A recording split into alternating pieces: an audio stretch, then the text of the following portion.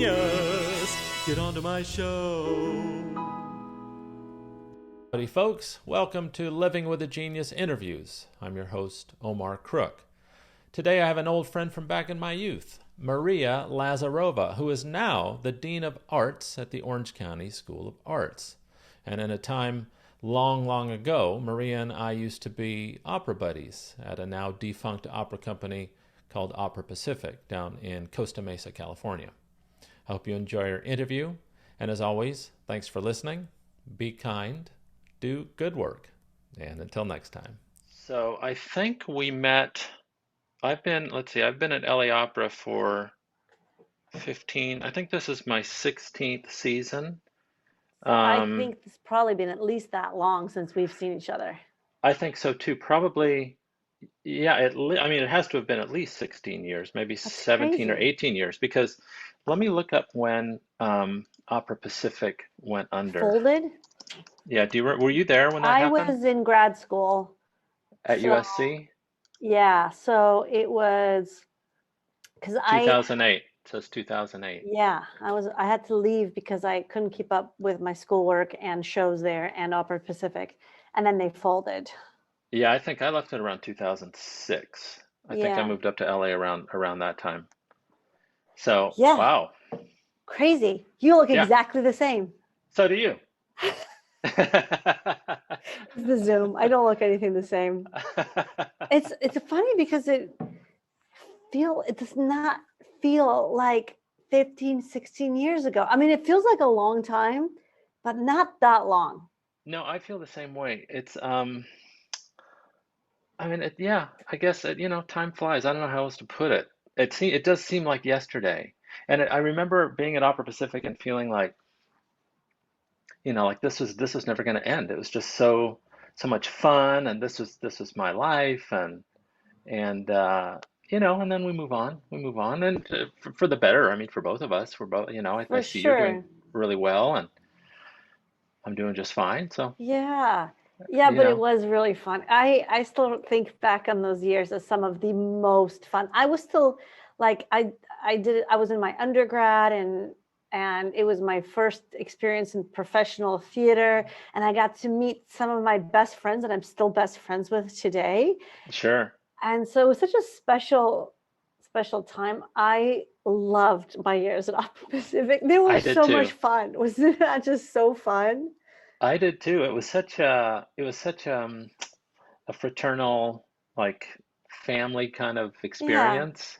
Um, I mean, when I went to LA Opera, I was definitely intimidated, and it was definitely more strict than we More were at Opera serious. Pacific, Yeah. more More serious. serious. I mean, Yeah. it paid twice as much too, Yeah. so I guess that you get what you pay for. But Right. now it feels very much like home. I've been there for such a long time, and I know everybody from the top down. But at Opera Pacific, we just did so many crazy things. Like the last show that I did, I stripped on stage and took over David Bunker's spot as a stripper. I And mean, it was crazy. There was people so many stories, but so much ridiculous, insane amount of fun. yeah, yeah. Did you study at Cal State Long Beach? Is that where you got your I undergrad? did. You did, and you were there when you were singing at Opera Pacific still? Yeah, so I sang at Long Beach State, and like my first year, Henry invited me to sing with Opera Pacific. My first or second year. I mean, I was so fresh. I remember my first rehearsal. I remember what I Me was too. wearing at my first rehearsal. I remember where it was. I remember everything about it. Was that your first professional, like, opera gig? Oh, by far. Well, I remember hearing it the year before. I remember hearing you guys rehearse at the choir room. Remember how you guys would rehearse? And I would hear this massive sound coming out of the choir room, not Sure. like our regular choral rehearsals. I remember being like just blown away, thinking, whoa. And then the following year, Henry invited me to audition and to be part of one of the shows. And I walked into that room with my Converse sneakers and my tennis shoes and my backpack and my glasses, and just all after class walking Yeah. in, and I remember seeing a lot of familiar faces. Some of my closest friends still to this day. But I was super intimidated by all of y'all, more mature, more experienced. And then very shortly, I realized that you guys were not more mature at all. Barely more experienced too. Barely, in fact, What was the yeah. first show? Do you remember what that show was? Manola Go. Oh, that was a great. That was with I think the tenor was Hugh. His name was Hugh. A Oh, big, tall, yes, super tall big, guy. tall guy, Yeah, and yeah, big voice. And we had a French director. yeah. Wasn't it? I thought it was. I don't remember. Y I just remember his assistant director was very handsome. That's all I remember. yeah. That was a fun show. There was this part. We always had added enjoyment. I don't know if the women did, but the men always had added enjoyment, which is you throw in a karate chop, or you throw in a Sure, high kick, or you sure. do something crazy. Everybody had to do it, and there was a line that the chorus sang, "Junja koke daras," as Wow, like the end of this thing, you and remember we all that? yeah, and we all sang "Jama koke ras." That was hysterical back then. Well, do you remember the soprano? Sorry, I don't mean to. This is your Yeah, interview, yeah. but do you remember the soprano fainted on Fainting. stage, Yeah. And and we had to show this, Jennifer, yeah, we had to stop the show, and then they yep, had to call doctors from the audience, and yep, we're like backstage playing cards, be like, why is there no music happening right now? yeah, yeah. I remember I was one of the petit marquis, the ones with the powdered faces and the wigs and the moles and stuff, and we were racing up to go on stage, and we thought the same thing in the hallway going up to our call, that there was no music. And so we Like, raced up and peeked out, and we saw the soprano slumped on stage, and the baritone was like on the bed just waiting for her to sing. And John DeMaine had his baton up, and he was like waiting for her. Yeah, he stopped the whole and then orchestra. curtain, right? It was Well, and then crazy. Jennifer came out with her headphone on and said, she bent down over her and then looked up and said, "Is there a doctor in the house?" And then the curtain. It was like the most dramatic That was my thing. first show. Okay. Anyway, sorry. It was Go on. terrific, terrific. It was a lot of fun. Um, so, so I mean, obviously, you started as a singer, and When did you like tilt away from? I mean, first of all, I assume that you went to school thinking that you'd become a professional singer. That would, I mean, most singers do that. It's not like a backup plan. It's not like I wanted to be a sculptor and I better study voice just in case. Um, when did it tilt away from singing and thinking about other things? What happened? Well, I did want to I did want to become a professional singer, but I knew that that wasn't going to be my long-term thing. I always knew that I was really wanted to eventually teach and be in education. So that was always in the back of my mind. My kind of my plan A, which you know, that's yeah. My plan A was to sing professionally for as long as I could. Really, I wanted to go to Europe. I didn't have the big size instrument to fill the American houses. I always thought I was better suited from Europe, and I'm from Europe originally, anyways. So I wanted to go there and sing as much as I could, get as many roles under my belt and professional gig. But I did always want to transition to education. So that was my ultimate goal. Was there a inciting factor that happened that really made that shift for you, or was it a kind of a gradual thing, or did an opportunity arise for you to get into to start studying, like going to USC? Was that your goal by that time? Do you mean the shift into education? Yeah, like for me, I've gotten over the last 5 years or so, I've done this podcast and I've done some writing things and I sold another podcast on Michael Jackson a year and a half ago, and um, I've been making this transition kind of pretty slowly, because I'm at a point in my age and my time at LA Opera where there are younger people that want to come in, and I know that I won't be able to sing as well as I would like, you know, maybe 5, 10 years from now, and be like, oh, I need to like bow out. So I've been making this transition kind of slowly. Mm. Um, but I've only known you as a singer. So what I'm asking, I guess, is was there a day or an event or something that happened where you're like, you know what, screw this singing stuff, I'm going to do this other thing? Yeah. So yes and no. The answer is yes and no. It was slow in the sense that when I went to USC and started focusing, there wasn't, okay, let me back up. I went to France to apply to go to the Conservatoire in Paris. I was applying for a Fulbright. And that was a moment where I was like, if I get this Fulbright, I'm going to go in this direction, move to Europe, and really pursue this career. If I don't get it, I am going to stay here, get my doctorate, and pursue a path in education. So that was when I got my final letter when I was rejected. Paris was really competitive too. I didn't realize that it really mattered which countries you apply to, because there's a lot more competition, especially for English speaking countries. This wasn't, but anyway, regardless, I got my rejection letter. Sure. And I sat on the floor crying a little bit, felt sorry for myself for a little bit. And then I picked myself up and be like, okay, well, then I'm going to just go this way, this direction.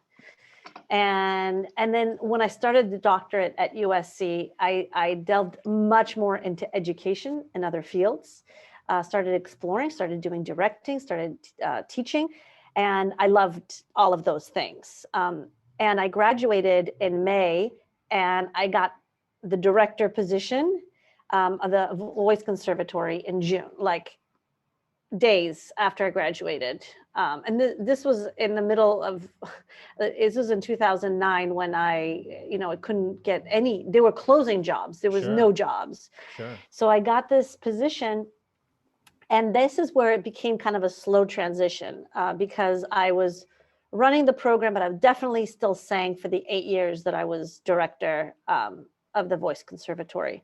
Much like Catherine, because I had the pleasure of listening to the recording with Catherine, is very much like what she's doing. Like, she's running the program, she's doing gigs, and actually I started getting more and more wonderful opportunities. No more of the LA Opera, kind of Los Angeles Master Chorale, because I couldn't do the consistency of that, but like the one-off gigs, I definitely took and had wonderful opportunities in that. But the day I got this job, which is the Dean of Arts here at OCSA, I got pregnant, I had a baby, I became dean in 1 year, and my last concert was the week I actually became pregnant, and that was my last concert. And the next month, I had already accepted the job. It was like, boom, concert, baby, job, and that was my last concert. Really? Yeah, it was like a page had turned, and I always thought I would go. That's not true. I didn't think I would go back. I thought I'd bring it back into my life, but then my teacher passed away. Who was your teacher? Tim McDougall was my very first teacher. Do you know Tim? Did you know Tim? Was he a pianist as well? No, Tim? I don't think I know Tim. He was my very first. He had a huge successful vocal studio in Fullerton. Then he started teaching at Cal State Long Beach. But he was my very first teacher when I was 13 years old. And then I went through my later education, and I went back to him afterwards, and he died also that year. So everything, I mean, like all signs were pointing in that everything direction. Happened when he died. And 2 days later, a friend of mine also passed away, Lucas Vajinski, who is a good friend of mine, who's also, you know how every singer has a person that plays like their pianist friend who like you run all your rep with for fun. He was that person for me. We would constantly run a repertoire together and work together. And he suddenly died 2 days after Tim. It was like, I'm done. I'm okay. I'm done. That was a wonderful chapter in my life. And now I'm in a new chapter, and I'm embracing it. I mean, that wasn't the last time you sang on stage, was it? I mean, that was the last time I sang. Wow. Do you miss it at all? I knew you'd ask that question. I often get that question. Because it was such a big, it is who I am. I don't want to say I was a singer. I don't actively sing, but I am at my core a singer. That's what I've done. I did that for 25 years. I don't mean I did it passively. Since from 13 years old, I studied voice, like hardcore. Did you come from an instrument? Did you come from piano or from? I did not.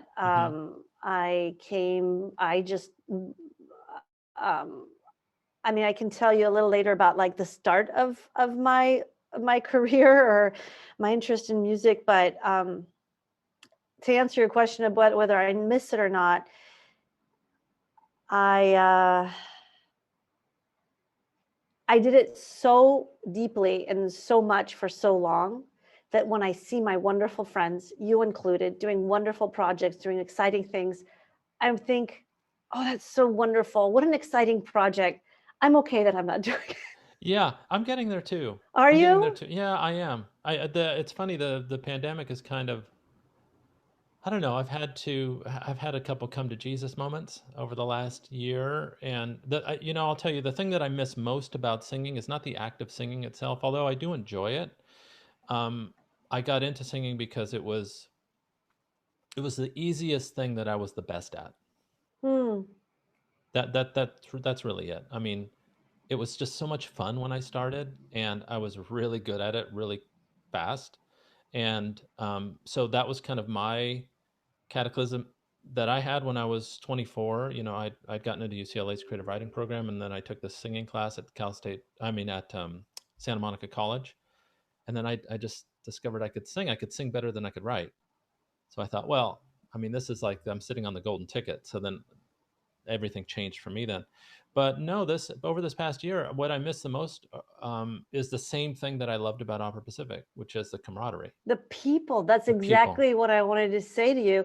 The beautiful thing is the connection between people. And there's Hmm. nothing like doing a show together that brings you closer to people. I'm lucky that I actually, in my new endeavor, I also work very close with a small team of people where we don't put a show together, but we run a school together. So it's kind of like, I mean, Yeah, we put on events and it's kind of like doing a show together. and Um, they're all musicians, I would imagine. So you have the same types of personalities. That's a great thing about what we do. Are the people are all musicians, and a certain type of person is attracted to that kind of work. yeah, I actually at where I work with two groups of people. The people that I oversee are all artists, so they're not just musicians because I oversee all the arts. So they're actors, filmmakers, and all kinds of artists, writers, all the things. And then the Sure. people who I run really the group of people that are my colleagues, they are educators, come Now, from yeah, academic education background, and so it's a complete. I mean, I've had a really significant shift and a career change, and I'm going through it still. sure, sure. What? Tell me about your bad days as an educator. I can tell you, and we can both speak at length about bad days as a singer. Um, Forgetting lines, losing your voice, your knees knocking together, auditions, um, all of those things. And that's hard. It doesn't sound like it's hard, but man, failing as a singer is really hard. What are the challenges that you have as an educator? That's a really good question. I mean, do you Uh, have those days where you just feel oh, like you just start sweating and you're like, oh God, I want to run out of this? well, yeah, yes, they are. I would be lying to you if I said that they aren't. I think every job has to have that. You know, this job has is it's administrative, Hmm. and it comes with all the administrative things that you can imagine. You Meeting know, after tell meeting, meeting after parents. meeting. I mean, you Hmm. should see my meeting after meeting. It comes with having to suspend students and dealing with catching them doing not correct things, and then dealing with parents who aren't happy with your decisions, making Sure. decisions that are super high stake that affect thousands of lives, literally. um, Hiring and managing people that are really wonderful and sometimes not, and then trying to manage internal conflicts. I mean, it's I've got a kind of a selfish question. One thing that I don't think you know is that I teach voice now as well. I don't have a huge studio. I think I have 11 students right now, and I teach for a lady named Debbie Allen, which is oh, just down the road here, and I love the students. I love them, but most of them are pretty young, and some are going into high school. And the thing that I have a lot of trouble with is motivating them to tell a story through music. And I would imagine that your teachers have the same thing across all of the arts. And I'm not sure, maybe when they get to high school, they suss that out, they figure it out. I'm not Mm. sure. Do they choose to sing voice with you, or do they Some do. are they encouraged to? I think that's a big difference. Yeah. By the We time they get to high school, they're all in. Yeah. Yeah, that's yeah. At ours, where the kids that they choose a choice school, and that makes the biggest difference because they choose to be here because of the arts. But we have 6-year program, and so sometimes by year 4 and year 5, they're like, "I am done singing. I want to do something else."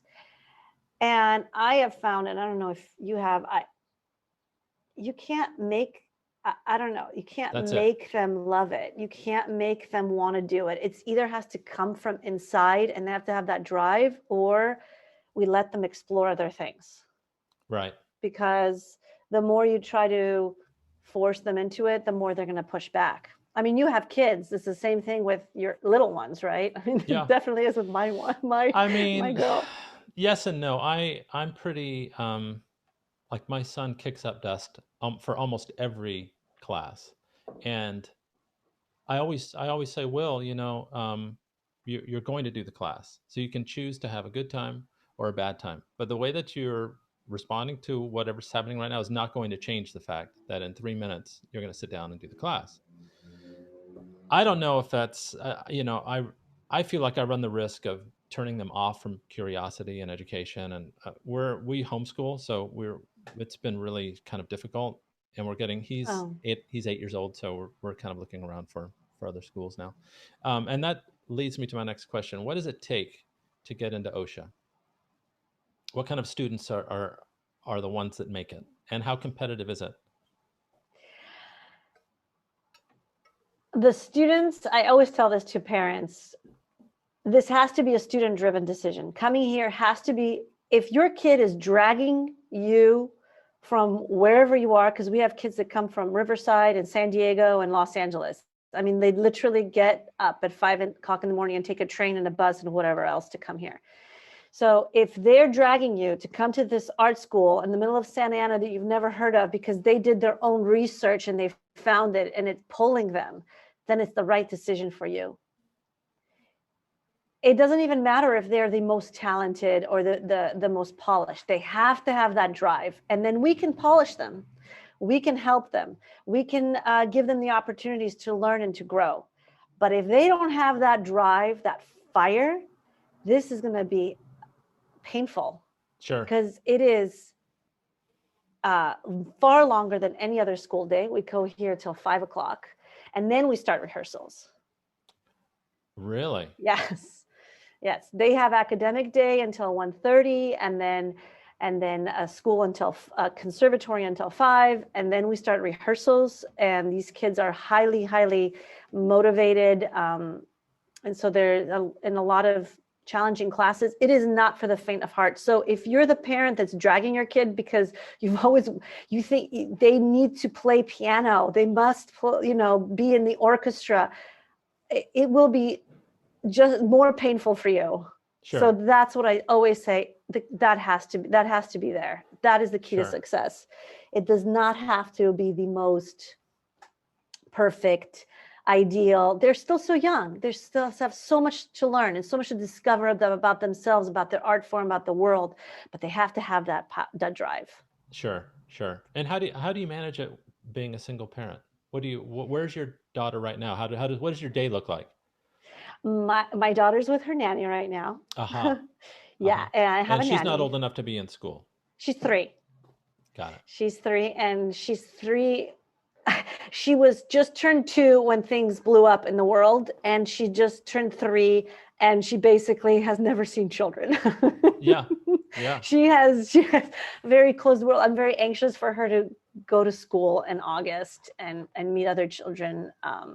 But my day is I could not do what I'm doing without the ability to have a nanny, obviously, and my family's support. It's impossible. Any single parent who has to do this, I have a career, this kind of demanding career without familial or friend support is just it's a recipe for madness and depression. Sure. Are you in session right now? Are there classes going on right now?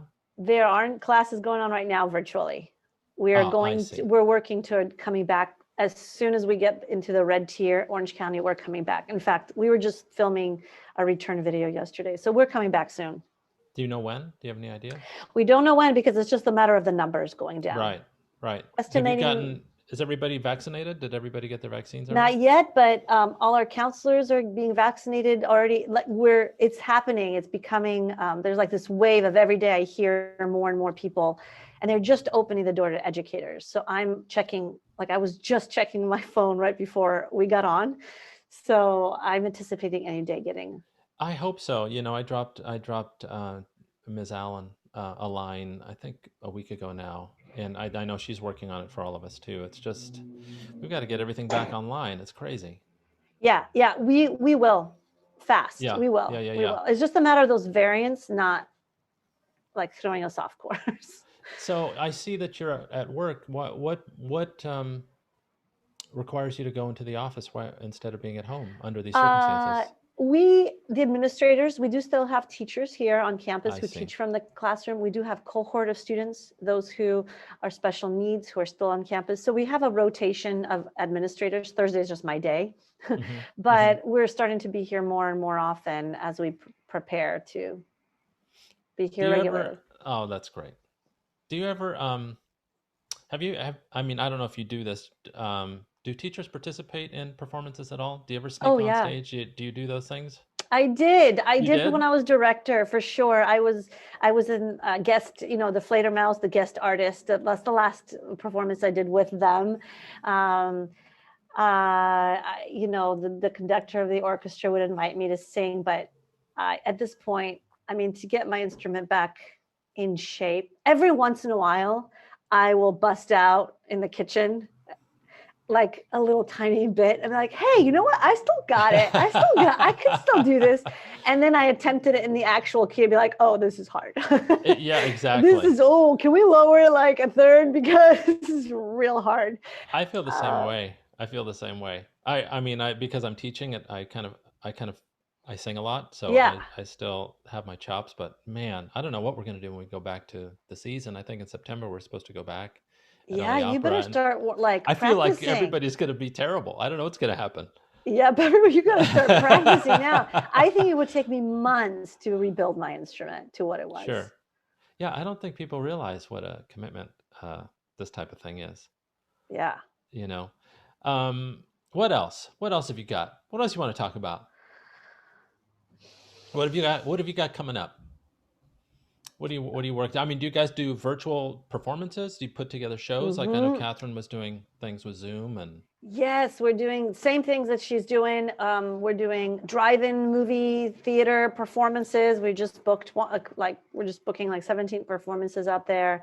Lots of YouTube, the Zoom performances, lots of creative stuff actually happening. And I'm hoping that we can steal a lot of it and actually continue to explore that platform when we come back, because we've learned so much. I don't know about you, but it's opened up so many doors on what is possible out there. Sure. We're actually just testing some technology that allows our students to play in real time. I don't know if you've seen those videos on social media where there's these I can't even use the technical terms because I'm going to embarrass myself, but there's these technologies that are allowing, in this case, instrumentalists, but musicians to hear each other and play in real time. Now, they can't be super far away geographically, like in another time zone, but in the close geographic area in the same time zone, you can do that. And we're just piloting that with one of our jazz combos. So things like this, I mean, imagine for a kid that's sick and in a hospital and or has to be away and unable to, that kind of technology would really allow them to continue to participate meaningfully. So I love that we're learning so much from this craziness. Yeah, I've had to do the same thing. I mean, I teach all of my lessons virtually. And Right. I actually, and I do, this is, you're only the second podcast that I've done this way, and I'm still getting used to it.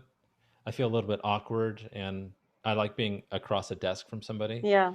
Um, that's just generally how I am, though. I think I'm still the same old guy that you knew 20 years ago. But it has been really useful to understand. Although even today, in today's talk, I realized that I wasn't using my microphone, so I had to turn it on and drag it over and do that because Yeah. I don't know what I'm doing still. Um, so That's tell not me true. about the folks that you keep in touch with. Do you still keep in touch with all the old folks from Opera Pacific? I do. Christina I and do. Paul and I mean, Ron, Christina David. says hello. I told her I spoke with you and I told you we were going to do this, and she was so thrilled. She said hello.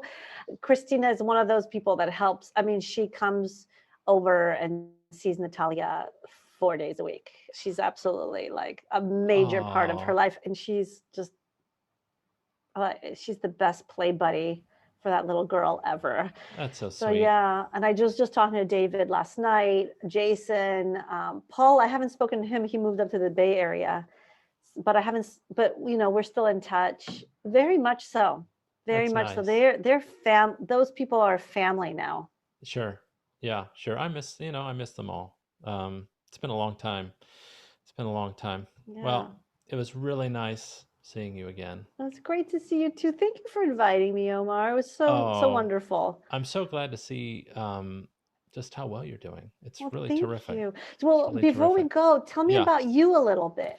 Um, So you're teaching for Debbie Allen, not a yeah, small deal. so I teach voice, which is great. And because of Debbie, my son William and I were on Grey's Anatomy last season, which was really That's fun. so cool. Because she's an executive producer Yes, yes, yes. I for think that I knew show. that. She came here and we've had her a couple of times here.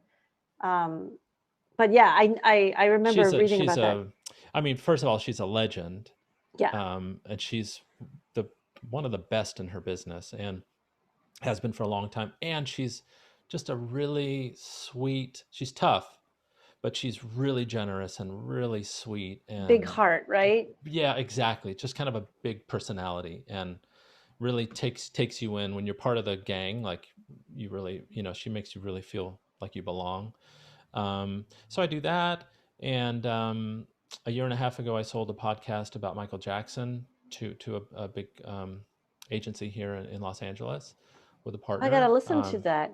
Yeah, When you have it, send it it's to me. sure I will. It's on a platform called Luminary, and it's called The Trials of Michael Jackson. Telephone Stories was the name of the podcast. So it's Telephone Stories, The Trials of Michael Jackson, which Mm, were all of his criminal trials. We interviewed all the interested parties, which was really great. It wow. took a couple years. So I did Wow. that, and I'm writing a pilot with a friend of mine at the opera about the chorus, which is pretty funny, the That is shenanigans that awesome. go on in the chorus. Um, and I've got two kids. We I know have a they're nice. beautiful, Oh, Omar. thanks. We're really Beautiful, lucky. beautiful family. We're really lucky. They're really nice, good kids. Really nice children. And we have a nice house. We live in LA, and Where in LA do then you live? we live above the oil wells off of La Cienega.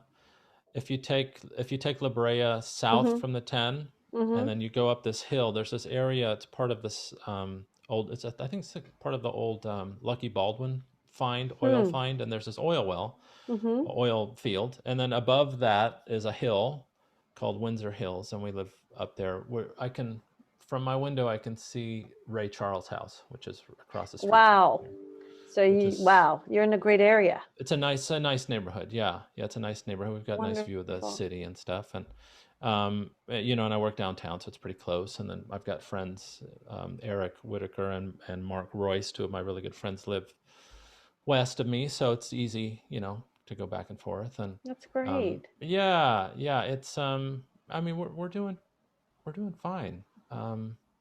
busy and teaching and doing my Life. thing.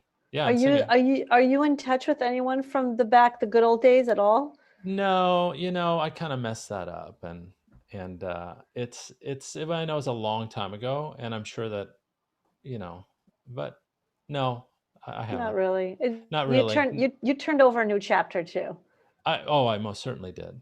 Yeah, I Yeah. mean, I had a certain way of life that wasn't great for family life, and then I met Amy and had kids, and now I'm a dad, and Mm. I just love my family so much that it turned me into kind of this Clark W. Griswold uh, It's funny. vacation kind of It's person. funny how you change and how life is just and people tell you it's like it's never going to be the same. It really is completely different. It's true. Yeah, I mean, when you have somebody who depends on you for everything, not only the practical things, but the esoterics of life and knowing but the difference between right and wrong and doing a good job and a bad job and trying your best and then having to teach that by example when perhaps like I said, I got into singing because it was the thing I could do the easiest. It wasn't that I had this burning desire to do that. So I have a little bit of laziness, I think, at least back in the day, and I had to get rid of that really quickly when When I you had have kids. kids. Yeah. Yeah, yeah, and then you have to lead by example. You just have to. You can't be a hole. You've got to Right. do a good job. Does your wife sing as well? Yeah, that's how we met. That's how we met. Eric Whitaker, who's a composer. I know you know, but some people who are listening don't know. But he's a composer, and he wrote an opera called Paradise Lost, and he wrote the tenor role. He wrote for me, and we premiered it at Cal State Northridge, and Amy was a student there, Oh, that's and she was in the wonderful. chorus. Yeah, and I so don't think she's. I've ever met her or sung with her. I I don't don't think think so, but so. Yeah, she's done a couple things at LA Opera, and then when we had kids, I do most of the work. Like she does, she works a lot harder than I do, and it's a lot. What she does is a lot harder, but I have to do the be away from the house kind of work.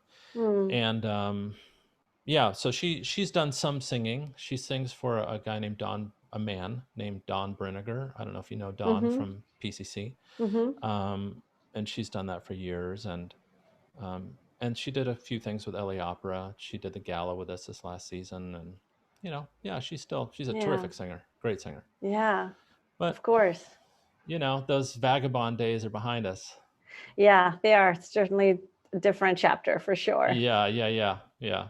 Well, again, great to see your face. Thank you, Omar. Great to Great catch to see up. you. Thank you for contacting me. This was really fun, and please keep in touch. I would love to see you in person someday I, post vaccine. Trust me. Yeah, I've got a long list of people I want to give hugs to. That's Oh yes, um, yes, me let's too. count on that. Starting with mom. Yeah, we're lucky. My mom is she's monastic in a way. She doesn't go out at all, and so she comes up every week. So that's Oh, been nice, good, and good. having that kind of thing. But you have to pick and choose. Yeah, You I know. know. I All right. know. All Great to right. Well, see have you. a great rest of your day, Omar. Mwah. All right. Bye.